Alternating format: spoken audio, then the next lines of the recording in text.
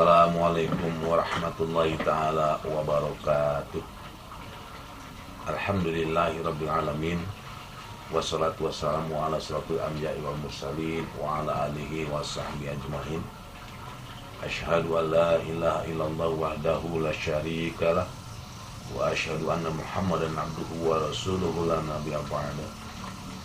Allahumma rabbi shrah li sadri wa yassir li amri wa hlul 'uqdatam min lisani yafqahu qawli. Amma ba'du. Hadirin rahimakumullah, pemirsa RRN TV dimanapun Anda berada, mudah-mudahan semuanya sehat walafiat dan meningkat ketakwaannya di hadapan Allah Subhanahu wa taala.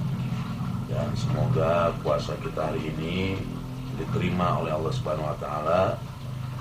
Dan mudah-mudahan pula banyak aktivitas ibadah yang telah kita lakukan selama di bulan Ramadan ini.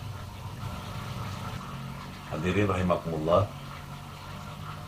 saat ini dengan maraknya media-media, baik itu media elektronik, media surat kabar dan lain sebagainya, nah terkadang malah dengan maraknya media-media tersebut banyak informasi-informasi yang terkadang kurang akurat, sebab semuanya ingin menjadi pembawa berita, sebab semuanya ingin mempunyai acara, yang sehingga terkadang informasi yang belum akurat juga sudah disampaikan ke publik.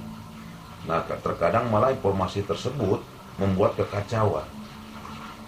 Nah, ini para ulama menasihatin kita bagaimana caranya untuk menyikapi informasi-informasi yang datang kepada kita, bagaimana menyikapi berita yang datang kepada kita, yang sehingga informasi atau berita tersebut tidak langsung kita percaya, baik itu berita yang berkaitan dengan diri pribadi misalnya, yang berkaitan dengan family, ya, dengan keluarga, baik itu yang berkaitan dengan pemerintah atau dengan para pimpinan-pimpinan kita.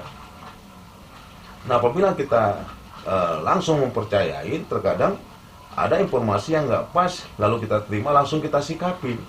Ini bahkan nantinya membuat suatu celah terhadap kita semua.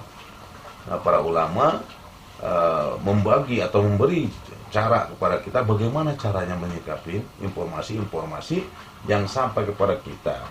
Nah, yang pertama adalah hendaklah kiranya kita investigasi dulu itu informasi. Hendaklah kiranya kita tabayun dulu, seperti firman Allah, ya ayyuhalladzina amanu in ja'akum fasikum binaba fatabayyanu. Nah, apabila ada informasi datang kepada kamu dari orang-orang fasik, hendaklah kamu fatabayyanu, kamu harus lihat dulu, kamu harus investigasi dulu, cek dulu kebenarannya, yang sehingga apakah itu informasi betul-betul bisa dapat dipercaya atau tidak. Nah, mana daripada fatabayanu atau tabayun ke pembawa informasi atau kejadian berita-berita itu, ini bisa mengamankan situasi dan kondisi.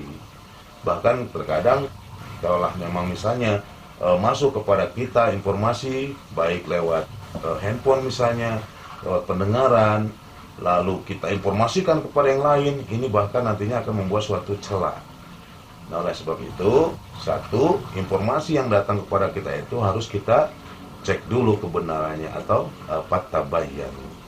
Nah, selanjutnya, rahimakumullah, setelah kita cek informasi, apabila ini terjadi informasi itu betulnya tidak betul, oh berarti itu betulnya suatu fitnah. Nah, oleh sebab itu, yang kedua, kewajiban kita lah untuk tidak menginformasikan berita tersebut, bahkan melarang kepada orang-orang. Jangan sampai informasi ini menyebar kemana-mana, yang sehingga membuat malapetaka bersama nantinya. Dan apabila kita melaksanakan hal ini, berarti kita sudah melaksanakan yang namanya amar ma'ruf nahi mungkar. Nah, yang berikutnya, sikap kita untuk menerima informasi setelah tabayun, lalu jangan ikut-ikutan menyebarkan dan melarang kepada orang-orang yang kita ketahui untuk menyebarkan. yang berikutnya kita harus benci, ya, harus benci terhadap pembawa-pembawa berita bohong. Harus benci terhadap orang yang menyebarkan informasi-informasi bohong. Sekali lagi, baik itu yang berkaitan dengan diri pribadi, berkaitan dengan sosial lingkungan, berkaitan dengan keluarga, berkaitan dengan pimpinan misalnya. Nah, ini harus benci kita terhadap sifat dan sikap orang seperti itu. Nah, reaksi dari benci kita berarti kita beri nasihat orangnya apabila kita tahu siapa sih penyebar informasi ini. Nah, kalaulah kita tidak tahu, ya kita memang benci sifatnya, tapi mau menasihatin kita nggak bisa. Ya kita berdoa, ya Allah, mudah-mudahan ini yang membawa informasi bohong ini diampuni oleh Engkau dosanya dan berhenti dari menyebarkan informasi-informasi bohong. Nah, yang selanjutnya, yang keempat, jangan sampai langsung berprasangka buruk terhadap orang yang dituduhkan dengan informasi tersebut. Sebab itu dilarang. Jadi, sebelum kita tabayun, jangan sampai berprasangka buruk terhadap orang yang ditujukan fitnahnya. Walaupun itu benar juga, nggak perlu kita langsung benci. Sebab seseorang terkadang melakukan hal-hal punya alasan tersendiri-sendiri. Nah, bagaimana cara kita menyikapi hal itu?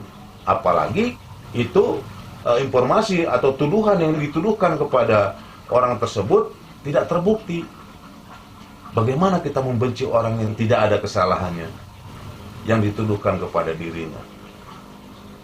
Nah, ini berkaitan dengan firman Allah, "Inna ba'da dzanni itsmun wala tajassasu."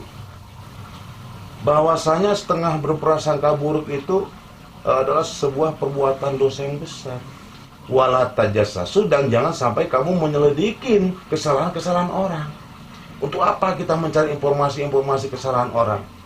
Ada salah sedikit, informasikan. Ada salah sedikit, informasikan. Untuk apa? Lebih baik kita beraktivitas bagaimana caranya memperbaiki diri masing-masing, diri sendiri. Nggak perlu untuk mencari kesalahan-kesalahan orang. Nah, oleh karenanya tidak boleh langsung membenci seseorang yang dituduhkan fitnah. Ya, sebab itu melanggar.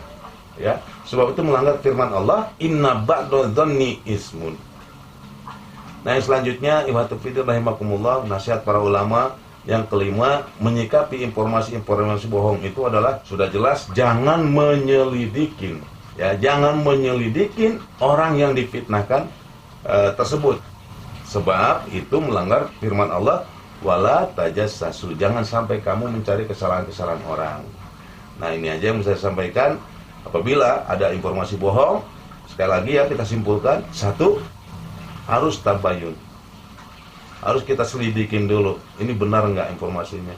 Yang kedua, wajib kita tidak menyebarkan informasi tersebut, bahkan melarang kepada orang-orang untuk ikut menyebarluaskan itu informasi. Yang ketiga, kita harus benci. Ya, benci terhadap sifat orang yang suka memfitnahkan. Yang keempat, jangan langsung berprasangka buruk terhadap orang yang dituduhkan. Nah, berikutnya yang kelima adalah jangan sampai menyelidikin, jangan sampai mencari kesalahan-kesalahan orang lain. Wala tajassasu. Nah, demikian. Mudah-mudahan bermanfaat, dan waktunya juga sudah mendekati azan. Billahi taufiq wal hidayah. Assalamualaikum warahmatullahi taala wabarakatuh.